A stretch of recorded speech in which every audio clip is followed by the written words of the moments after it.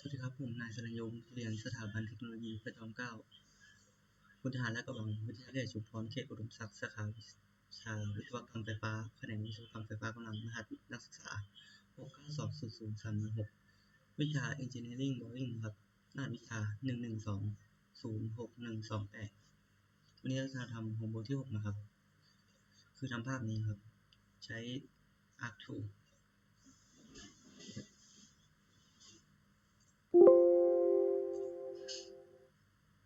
เริ่มจากกดไฟล์นะครับแล้วก็พาสโอเค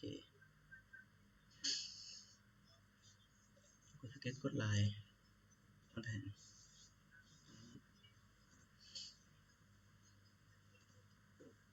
ลากขึ้นสามเหลี่ยมนะครับ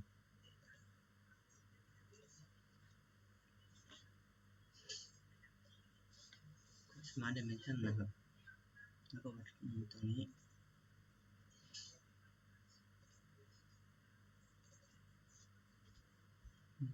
100นะครับ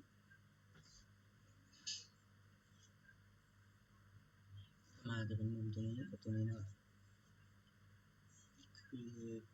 คืออันนั้น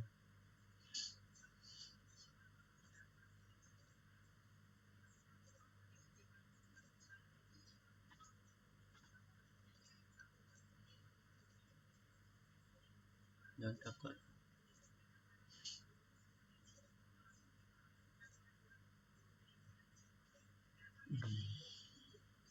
แป๊บนึงนะครับออกนี้ดีลีทเก็ตDimension นะครับวัดกดมุมนี้แล้วกดตรงนี้มุมนะครับเป็น50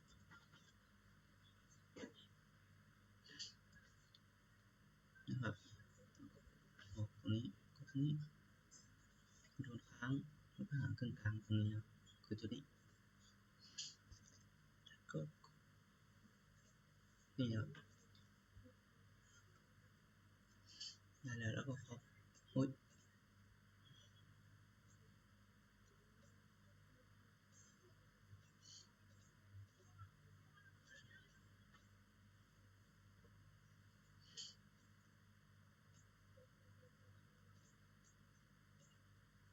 นี่ครับฟอก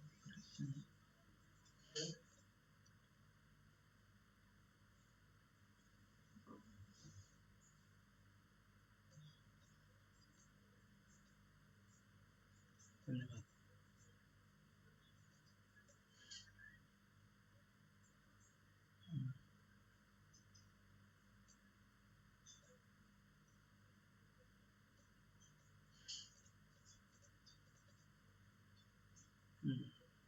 ได้แล้วครับต่อมาเราใช้เครื่องมือ Arc นะครับ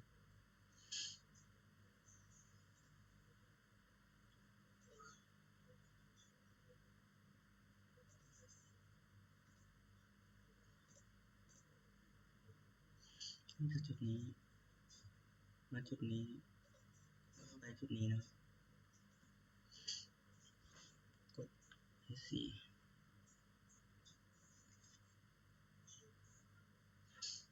ต่อมาเราก็ใช้เครื่องมือ Arc เหมือนเดิมครับแต่เป็น Rectangle Arc Tangent Arc นะครับจะเริ่มจากจุดนี้นะครับ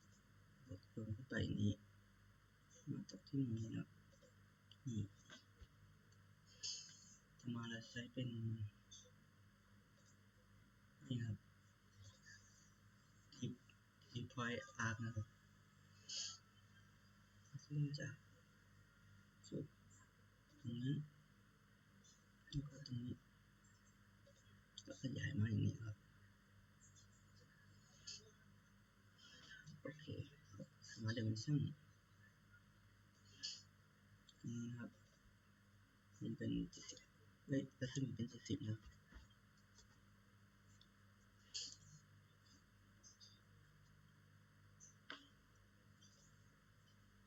ก็เสร็จแล้วขอจบการนำเสนอเพียงเท่านี้ครับ